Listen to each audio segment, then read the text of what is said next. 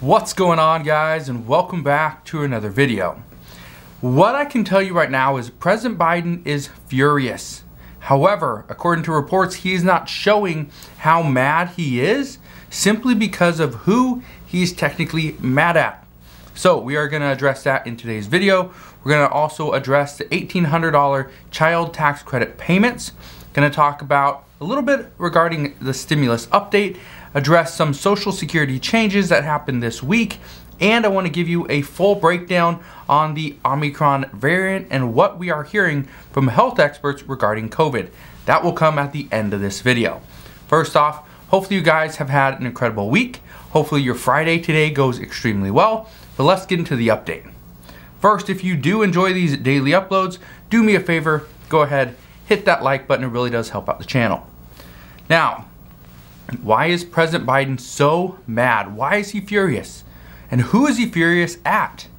Well, according to multiple reports, President Biden is furious with Senator Joe Manchin simply because of him holding out on passing the Build Back Better Act. Senator Joe Manchin, he used to be at $1.5 trillion. That was his cutoff. That was the max amount that he was willing to accept. However, President Biden and other Democrats got him up to 1.75. But what we are hearing is that Senator Joe Manchin would have accepted a bill this year if it was not even at $1.5 trillion, if it was lower than that. However, that is not what was proposed. That was not what was said. And so, according to reports, this bill will not happen in 2021. Officials say that President Biden is trying to hold it together and not make it seem like this holdout by Senator Joe Manchin bothers him. However, with Manchin holding out, according to reports, this really hurts President Biden's plans for 2022 because it actually puts him behind. The goal was to have the Build Back Better Act passed. This entire bill, this entire framework, his agenda, was supposed to be passed by 2021. Okay, we could not go into 2022 without this. However, and I want to give you a timeline on this. Okay, here's the reason why. President Biden said that Democratic leaders had an objective to get the Build Back Better passed as quickly as possible. This was their goal. And President Biden even said he wants to see this bill on the floor as soon as possible. However, leadership has decided to change their wording because before they all stated this bill will pass before Christmas. Okay, granted, they didn't say which Christmas. It could be next year or 2 years or 3 years from now. We don't know. But everybody expected Christmas 2021. So that was giving somewhat of a deadline. But now they have changed their wording to passing as soon as possible, which means this is more of an open time frame. But here's what the current expectations are. And I just want to break this down. The current expectations from experts is that lawmakers are going to go on recess. We know that they will go on recess. They'll spend the holiday with their families, maybe on vacation, who knows. They're going to spend time most likely talking to their constituents over the holiday season. They will come back to Washington on January 10th, and they're going to come back with new ideas of what the voters actually want. Okay, so let's break down what's going to happen next. If this happens, if lawmakers go on recess, talk to their constituents, figure out what their voters actually want, the expectation is a new version of the Build Back Better Act will have to be negotiated. Because what is currently in the Build Back Better Act and what many voters say that they want, they're two different things. So if this happens, a bill will not come in January. A bill will not pass in January simply because they come back on January 10th. There'll probably be weeks of negotiations, which would push us into February at least. But the goal would be February or March for much of the Build Back Better Act, plus what other additional provisions voters want. Now, this will depend on a couple things. One, it depends on the direction of the economy. Where are we headed? We should have a better idea of where we're headed come February or March. There could still be some question marks though. The other thing is, will we see inflation higher than 6.8%? I hope not, but could we? The answer is yes. So if we see inflation is still going up, that's not a good sign. If we see inflation has somewhat pretty much leveled out, 6.8, 6.5, probably in the sixes, be the most likely scenario. If that's the case, we would have to wait a little bit longer. If we see it come down, which it could, then does this mean this is a good time to pass this bill? We'll have to leave that up to Senator Joe Manchin because he's the one that's really holding this out. Now, one of the things that lawmakers have been discussing is the possibility of a standalone bill. Here's the reason why.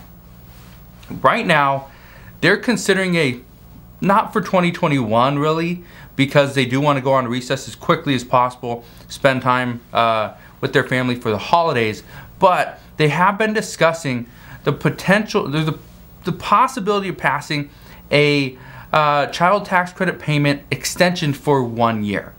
We don't know if Senator Joe Manchin would actually go for this, but the expectation is that he would. And here's the reason why. The reason lawmakers are pushing for this is because lawmakers have actually expressed their concerns over low-income families not getting these payments that they are actually needing in order to survive. But this is what I can tell you.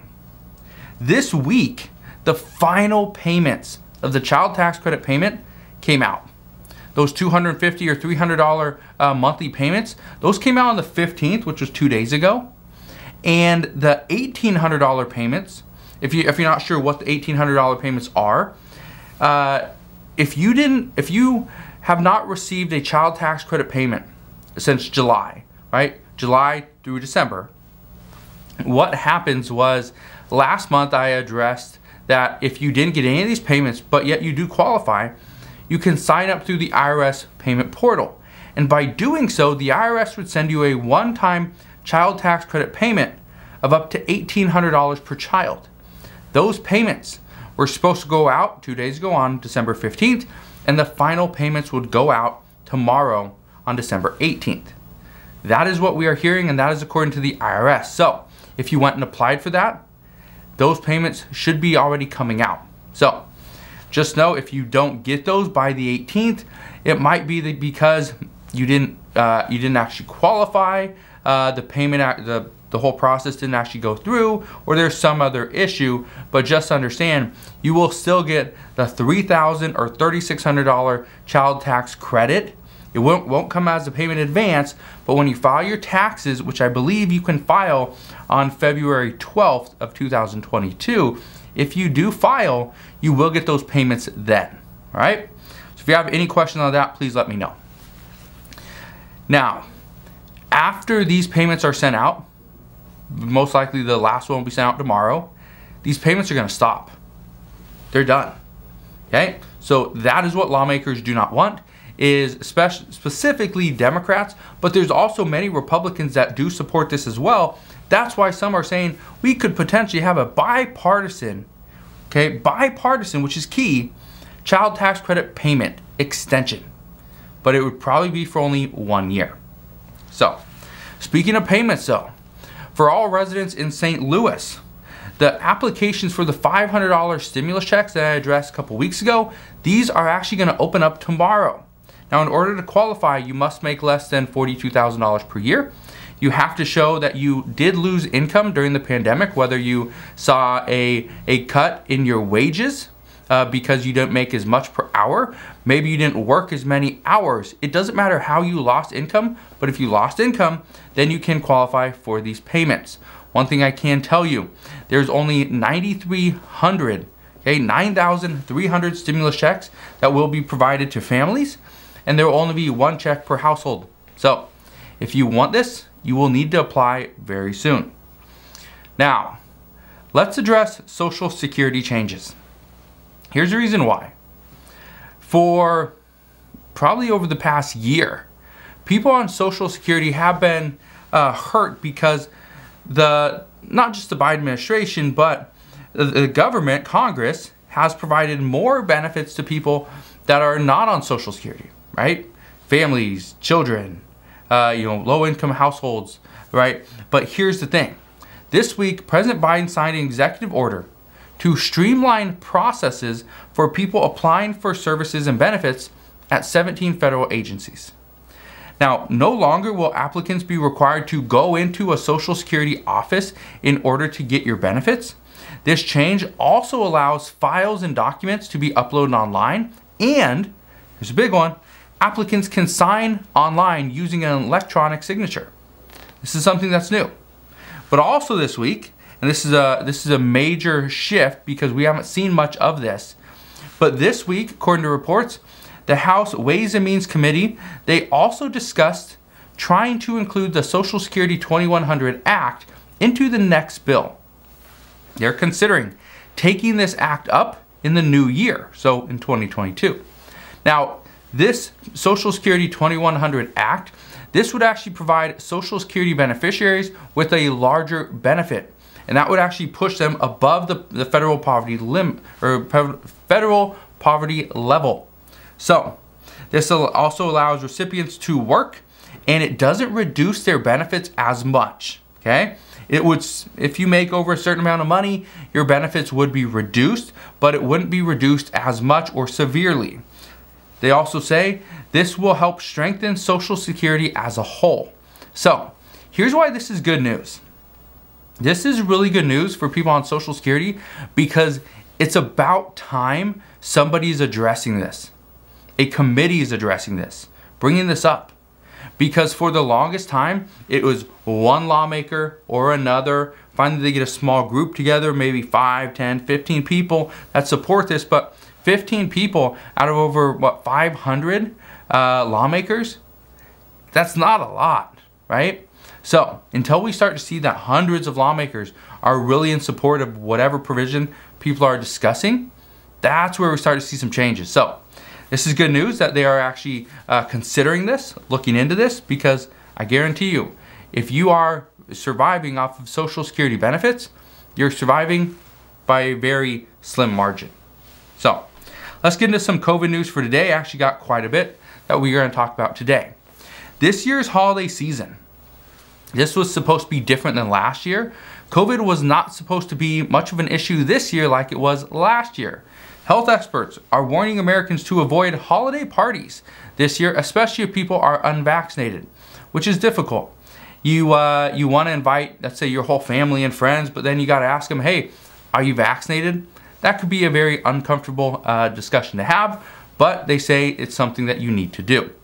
Dr. Anthony Fauci, he says that the Omicron variant will likely be the most dominant variant in just a few weeks. He also says hospitals could easily become overwhelmed in that time. But at the same time, here's what we're hearing in South Africa, which is good news. In South Africa, where the variant originated from, health experts, they reported that hospitalizations have plunged. Get this. Only 1.7% of COVID cases were admitted to hospitals during this current wave. But during the third Delta COVID wave, we saw 19% of people were admitted to hospitals. So, this is huge. We go from 19% down to less than 2%. That's a big jump, okay, or a big drop. So this is actually considered really good news. So even though Dr. Anthony Fauci, who's our infectious disease expert here in the US, he says that hospitals could easily be overwhelmed in that time, in the next few weeks. In South Africa, which they are probably about a month, I'd say about 2 weeks to a month ahead of us. In South Africa, they are saying that their cases plunge, their hospitalizations plunge, which is very good news. Okay, so that is actually pretty much optimistic of what we're going to see. So, as I know more there, I promise I'll bring you that news as well. But here's what we are hearing. Vaccinated or not, doctors say fully vaccinated people are going to test positive with Omicron. They say this is going to be our new normal. And remember, Omicron is more infectious, but less deadly. Either way, experts say everyone should take this virus seriously. Experts also say that this winter could see much more infections than last year, which we saw some huge numbers last year, but they also say that this will be due to people gathering indoors for the holidays and Americans tired of this pandemic and just wanting to get back to their normal lives. One symptom that has been identified as a common sign that you have the Omicron variant is a scratchy throat. It's weird that I just said that and my throat got a little scratchy. Anyway, they say this is different than a sore throat, but during these winter months, many people do get a scratchy throat, so just be aware of that, whether it's the cold or something, you're going from the warmth inside your home to outside where it's actually pretty cold. I get that every once in a while. Currently it's 31 degrees where I live. And inside right here in my office, it's about 72. So big difference if I were to walk outside, and chances are I would get a scratchy throat. So that's one of the things that you just got to try to figure out is it a scratchy throat because of the conditions around you? Or have you just had a scratchy throat for a couple of days? That's what they're saying is that is the most common sign of the Omicron variant. It's, yes, you will most likely experience fatigue. You could get nauseous, cold, you could have chills, right? But the scratchy throat is what could separate the regular Delta variant versus the Omicron variant. So I'm not saying that's going to be the case 100% of the time, but they say that is the most common symptom. So if you have any questions on any of this stuff, please let me know down in the comment section below. One thing I can tell you, there's going to be a lot of stuff coming out over the next few days, would be my expectation, simply because of what we're seeing in other countries. So as I know more regarding the potential stimulus we may see, which would most likely not come in 2021, but in 2022, I will bring that update to you. I will be doing more just financial videos as well to try to provide some insight and some help. So for people that are trying to save money, make money, invest, and everything in between. So again, if you have any questions whatsoever, put your questions down in the comment section below. Just want to thank you guys for watching. Have a wonderful rest of your day. Consider subscribing, and I'll see you guys on the next one.